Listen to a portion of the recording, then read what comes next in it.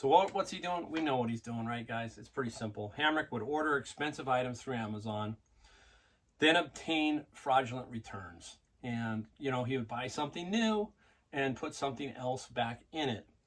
And sometimes it was, you know, cheaper or broken items. And he wasn't even disguising some of it. It was just like...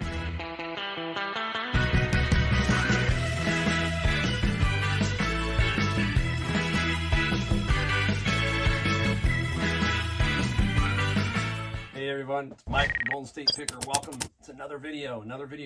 This one's a good one. We got a little bit of everything here. We're going to talk about eBay scams. We're going to talk about some things we sold. And the big thing is we're going to reveal the winner of the flag with the comment picker website, where we put the URL in and it randomly picks a winner. And we're going to do that. We'll do that in a minute. We'll show you that. Just a lot of general stuff going on, you know, just a lot of things, and it's been good. Sales have been a little bit, you know, I want to say even killed. I haven't had a big dip or a big spike, but it just doesn't seem like we're getting a whole lot of traction. At least for me, it's just steady, and I'm not complaining, so it's just fine. But I don't know if there's some things cooking out there that are a little different, but hey, it is what it is. You take the good, you take the bad, and you take the even. You take them all. And no matter what, you just keep plugging along, and eventually they start to break free. Stuff starts to go again. It's just maybe that little lull between Christmas and the September slag, all that kind of stuff, where it just gets a little bit slow in between. So we'll just hang in there and hang in there tight. All right, now the reason for this video is we're going to talk about eBay scams and scammers. Basically, we've all had them.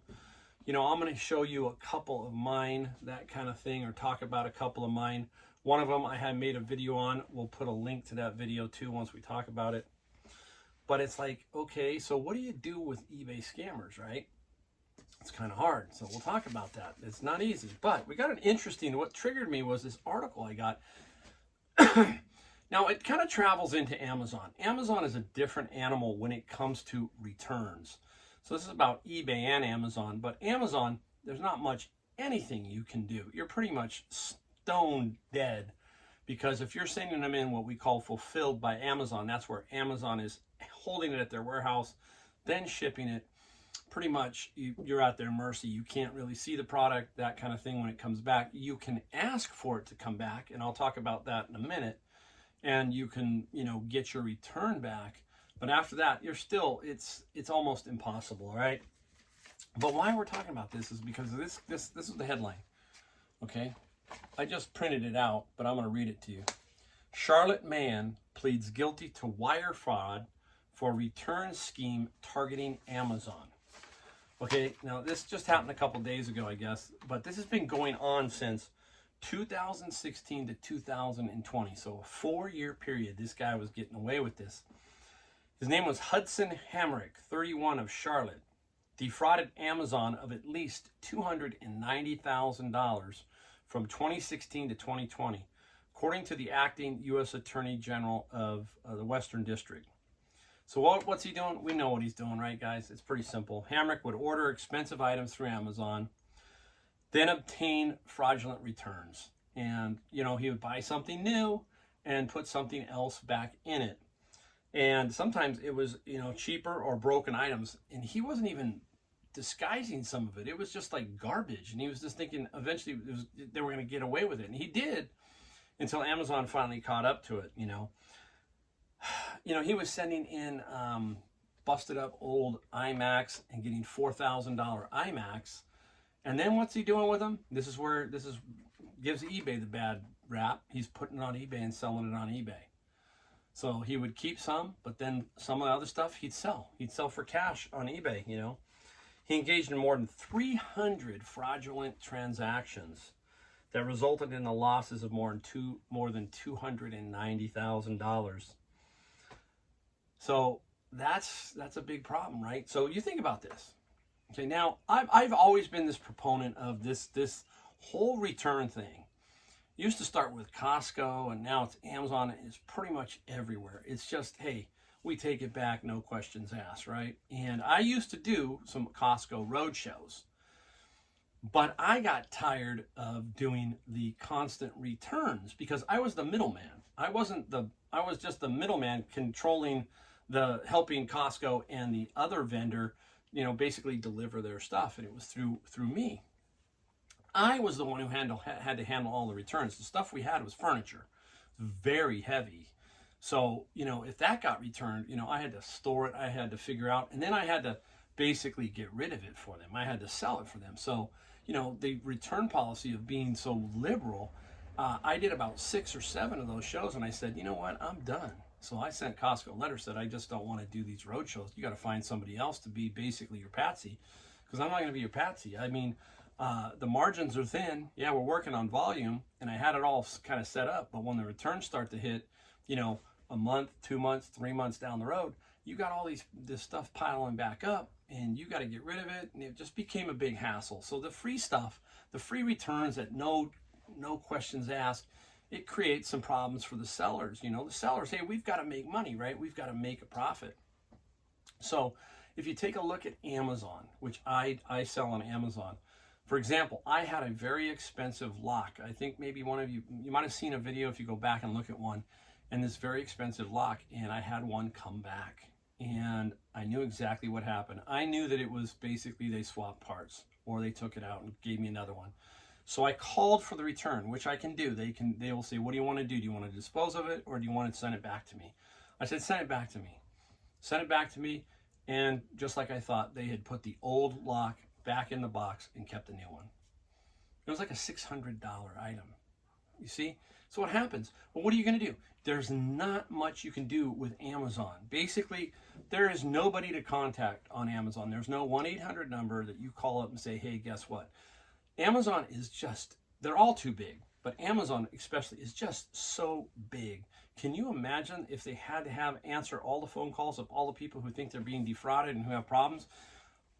They'd have to have 10,000 people answering phones. So that's where they get the free, the no questions asked, basically return policy. It's built into the system. It's built into their model. And that's what they do. They say, okay, forget it. We know we're going to get 6% returns or whatever. So we build that in. And that's what they do. They basically, if you're a seller, you have to now build that in. You have to figure out how you're going to build those in somehow to figure it out, because that's what happens. And it's frustrating, but that's what you got to do, right? All right, now let's go to eBay. Now on eBay, you've got a little bit better chance on eBay because you can fight some things and some things you can't. So on eBay, basically what I do is try to take as many quality photos. We've talked about that, quality photos.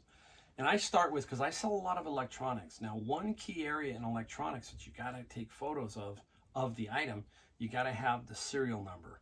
So many people forget that. As soon as you forget the serial number, that's the identification of that piece, you got a problem. You can have a potential problem. Just because they can say, hey, it doesn't work, and they send you back their non-working unit and keep your working unit. So always make sure you get a picture of the serial number inside the ad. Sometimes I'll just take a picture of the serial number really, really big, and that will be one of my photos. And why? Because I want to know if that scammer's out there that I'm watching. I've got a picture of the serial number in there for a reason. So, that helps a little bit in that area. Some other areas, is that they will steal the insides of your unit. So if you have bigger units like me, like I have some very expensive amplifiers that I sell. So sometimes you might put a security tape. I'll put this particular security tape up here on the unit, and you can also make sure you photograph that you have that security tape. That's another thing. Every time you put something like that on there and the scammer sees it, he says, oh, I don't want to play with this guy. This guy has some things in place. So security tape in case the seal is broken, meaning they took the top off and they decided to go in and steal your power supply or steal one of your boards, something along those lines. So again, sometimes you have to play it by ear. Is this item one that I'm going to do that to? You don't want to do it to every single item as far as the security tape goes to, but a lot of times I do. I put that tape on some of my more expensive units, okay? So the other thing you got to be careful of is when you're doing more expensive items is you're probably going to need a signature required, and it's only about $5. But that's another thing that I do is I put a signature required on some of my higher price $400-500 items because I want to make sure it got there. Now, yes, you are covered under $750, but this is just a little bit extra. It's like telling the buyer that, hey, look, this is one area that I've got covered. I'm not going to play the games, so to speak, if that's what you're trying to do, because you're going to have to sign for it. That'll prove that it got there. Now, for example, I have one out right now. The guy says that, okay, it shows delivered to a lobby. That's where, I guess, his apartment building or something in the lobby area. And nobody was in the lobby, meaning nobody was manning the desk or whatever. That's what he's saying. But that's another scam sometimes. Sometimes he might not be, okay? But you have to be careful with that type of situation because he's saying, hey, I didn't receive it, but it shows as delivered. Amazon will back you up as shows as delivered. So he could be trying, fast one like that, and I don't know. But it does show delivered. So he sends back a request, and you just send back the tracking. Now, if he wants a return, okay, and he's already committed himself saying, hey, it didn't show up. Okay, it didn't show up. How are you going to return something that didn't show up, right? Now he's going to try and return it, and he doesn't have it. So what you do there, what I do, is I hit the return label and pay for it. You won't get charged if he doesn't send it back. Well, let's put it this way. He doesn't have the item, right? How's he going to send it back? Interesting, right? So very, very interesting on how that happens. So he's probably not going to send it back because he doesn't have the item, or if he does, he's going to keep it. And if he does send it back, then he just sends it back, and you just go on from there. All right, global shipping. I'm going to give you a very important tip here. I ship global shipping, but on my bigger items, some of my amplifiers and stuff, I don't. I do not allow them to ship heavy items overseas. Number one, it's getting handled far too many times, can get damaged. And the second thing is, once it gets out, okay, I know that eBay has some things to help you with damages and stuff like that. But if somebody says it doesn't work, let's say somebody gets an amplifier and says it doesn't work, you're on the hook now. And you have two options, and they're not good. One is to refund the money, and two is to ask for it back. Now you have to go back through and figure out how to ship that yourself, basically. eBay's not going to help you with global shipping to get that back. It doesn't work. So there are some scammers overseas. So some people just don't even want to deal with people overseas. And I do it on a item per item basis. I check them out and I say, hey, yeah, I will sell this one overseas. No, I won't sell this one overseas. And it's usually most of my bigger, heavier items. If they're not breakable, that kind of thing, then I'll send them. But be very, very, very, very careful. All right. It automatically, one more thing is, anything over $750 that's being sold on Amazon, you automatically need to get the signature required.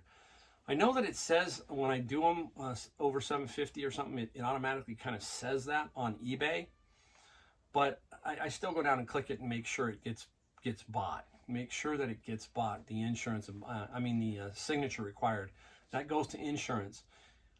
Most things over $750 or even some under, I will insure. It's very cheap to insure.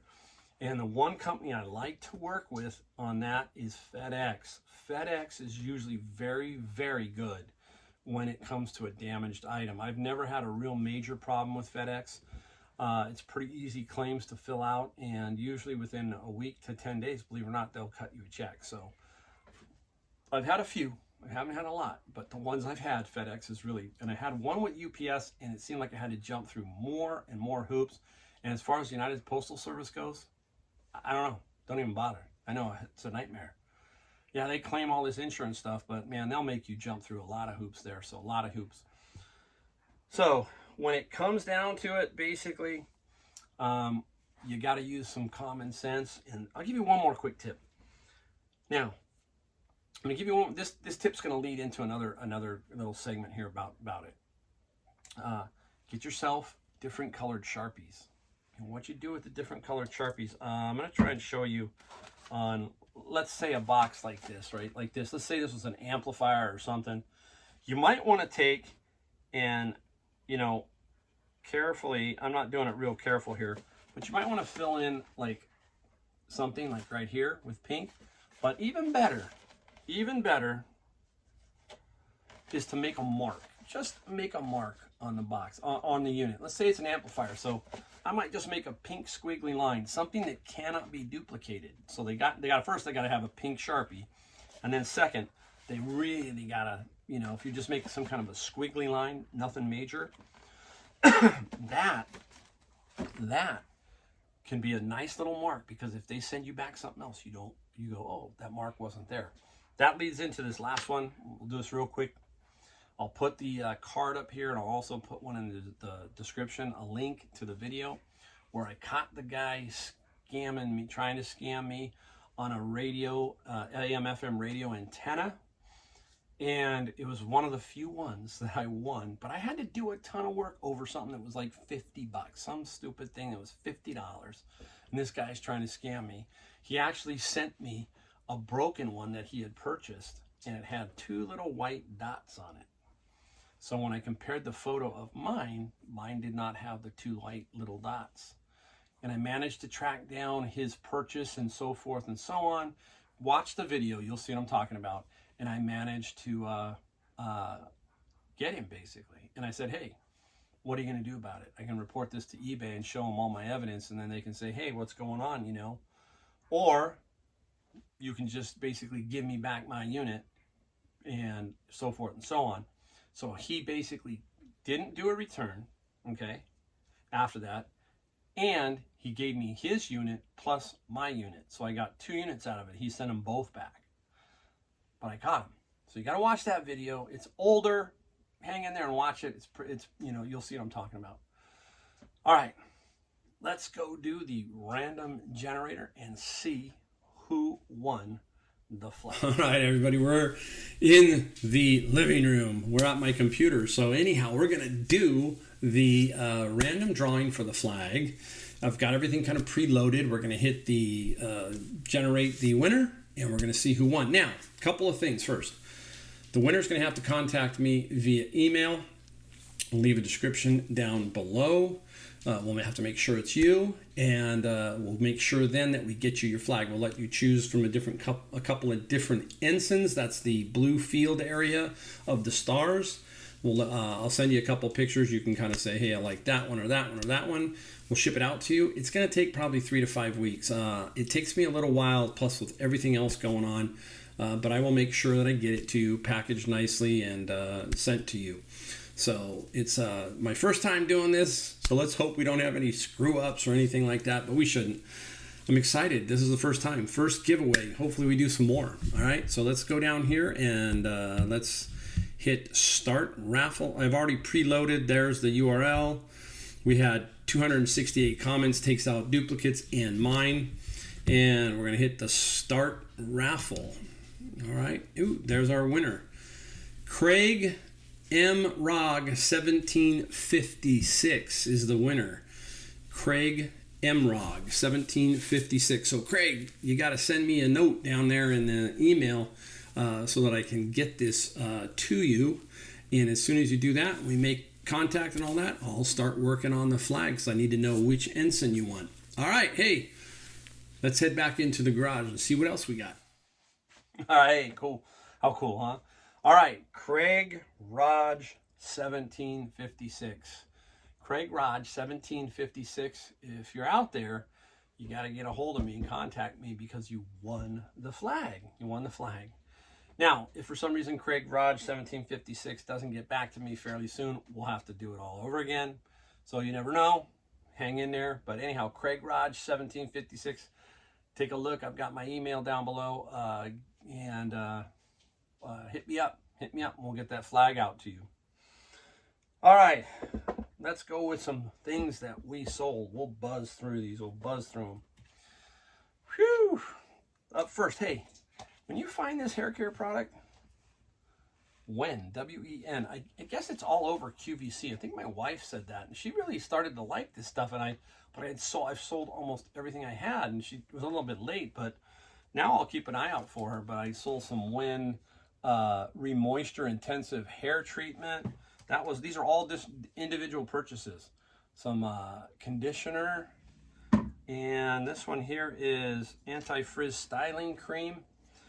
So these 3 pieces of Wen. One sold for $28, one sold for $15, and one sold for $16. So all 3 sold for $40, $51, almost $60. I got this in a lot from Savers. They were in the little bags, and they were $4.99 a bag, and some had 2, some had 3. So they worked out to about $2 each. $2 each. Now, you're kind of stuck here. You got to do free shipping to compete, but I just wanted to blow it out. And so all of them were free shipping, but still, when you're paying $2 bottom line for this really quality product, it sells like that, and it is. I'm down to very little left. I don't have any more of the conditioner left, so real cool. All right, let's go to right here.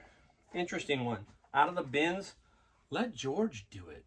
And it's Bob Bailey stars in Let George Do It, Cry Uncle, Classic Radio Detectives. You know, I don't think I put it down on here. Yeah, department, yeah, I didn't put it down. I believe I want to say $21, $22, so right around there. I'll put it up here and you'll see it. But again, this is the kind of stuff I find in the bins, the books that I always look for, right? And I get on auction. Pretty cool. Helps pay for that bin. All right, up next. This was a quick flip. Not a great dollar amount, but I like to show you a variety of some highs, some lows, just all over the place that I do move smaller items. This was a Department 56, and this is the Haunted Outhouse. This guy sold for $22 plus $15 shipping. Should make a few dollars on the shipping side. Not that heavy. Paid $2.99 minus I think the 20%, so we're talking $2. And I wanted to make sure I got this out quickly, so I priced this to sell, taking the lowest ones there and just making sure I was a tad bit under, and let's get it out of here before I have to sit on it for a whole year or longer, or who knows what. So Halloween, boom, got to get it out now. All right. This one's here. This one I just got, and it sold quickly. It's big loader. All right. And this is by Tomy. And I think it's 19. Oh, I want to say, where's the year on this thing? I don't know if I'm going to find it. I can't remember. It's older. But what's great about it, brand new. It was brand new. Opened it up, pulled it out, brand new. Took pictures of it, showing that it's brand new. That's another thing you got to do sometimes. You got to debate if it's sealed or not, what you're going to do. You're going to open it and then pull it out and show people. You don't even know if it's new, so you got to be very, very careful with doing sealed items. This guy was sort of open, so I knew. So I opened it up, and it's sealed. It's sealed inside, but the box was not sealed now. So sometimes you got to open it up, pull it out, and then say open box. Open box. That's just as good as new. You're just saying, hey, look, I'm just making sure it's all in there. Another thing, order all your USPS supplies now. Don't wait. Those guys are going to be screwed up come November, December, and if you need boxes, you're going to be in trouble. So order those boxes now. That's what I'm doing. I'm ordering tubes, anything I need, bubble wraps that I'm ordering. I'm making sure that there is not going to be a problem. So that's something to jump on. Jump on that real soon. All right, we got that. We got the wheels. We got the Tomy. I'm going to show you a big one, and then I'm going to show you another one in a second that I don't have here yet. Oh, all right, this guy right here. You remember this one? Maybe you remember. This is a double Decker VRR, so it stands on top of it. Now, what was cool about this one, if you watched my video, you saw me where I went into the lady who calls $1 at like 10 a.m. for everything. And I went in and they had two. They had a VCR on top and then this one on the bottom. I got this one for $15. She wanted $10 for the other one. And I left that behind, walked out of the booth. As soon as I walked out with that one, which I paid $15, she goes, $1. I ran back in, and got the other one and sold that. I got that for $1 and I sold that for like 65 bucks. So, you know, she's a little wise sometimes to who's in her booth, and she knows. But that's a really cool one. Now, the Go Video makes one that's really long, but that Go Video one doesn't seem to sell as well as this. I got 200 bucks for this. It looks brand new. If it was used one time. Now, it's going to ship in its own box, and I put that in my description that will ship in its own box unless you specify differently. That's how it goes. It packaged nicely. I don't have to go get another box. I can put a label on it, and off it goes. You know, so that's really, really important when you find some of this stuff was like this. If it's got all that styrofoam, it's shipped like that before, you can ship it again. All right, let me get one more item. I'll be right back. I got two. I want to show you these two. Cool. All right, up first, I just got this quickly I got this the other day, and it sold. It is the Forgotten Farmer. It is missing one of the poles. It stands up. I don't know if you can. It has a pole that runs down, and one of the segments is missing. I disclosed that. You can still use it for just the head. So like on a fence or something is really, really cool. This is a really neat item. When I played it, and I put the for you guys, if you remember the video, I put that in there, and the eyes lit up and moved back and forth. It was kind of really cool piece. So it sold for $115 plus 27. Now you might see this video out of order too, so don't panic. You might see it back again where I found it, but that'll show you what it looks like, because I got to get this one out for the flag. So it might be a little bit out of order here, out of sync, but you'll see it maybe again, but it'll just be that I found it. All right, cool. Those kind of things you don't want to hold on to. You got to get that price right and move it and just say go, boom. And I only paid, I think I paid $12.99 minus the 20%, so about $10. All right, this guy, neat. This one's a neat one. This one, I held my own on this one. You can't believe how many offers I got on this guy. This is a little Lowenbrow bar piece, great for a man cave or a bar. Made in West Germany, I think is what it says. Made in West Germany, right there. So you know, it kind of gives you a date. And anyhow, we sold it for $105 plus some shipping. We paid $2 at a garage sale, $2. Now, it was all over the place. I had people 40, 60. Again, the same thing. When you put best offer on there, because this was a best offer, I had it, I think, at $119. Sold it for $105. All 60s, 70s. When you start to see that happen, realize that your item is wanted. Hang tight and see what happens. And lo and behold, it sold, and it sold for 105 bucks. All right. A little bit of everything on this video. Try to, put it all in there for you. And congratulations to Craig Raj 1756. Craig Raj 1756 for the flag. Again, thank you guys. Thanks for watching. We'll do a lot more videos coming. Thanks again. We'll see you soon. To the acting U.S. Attorney General of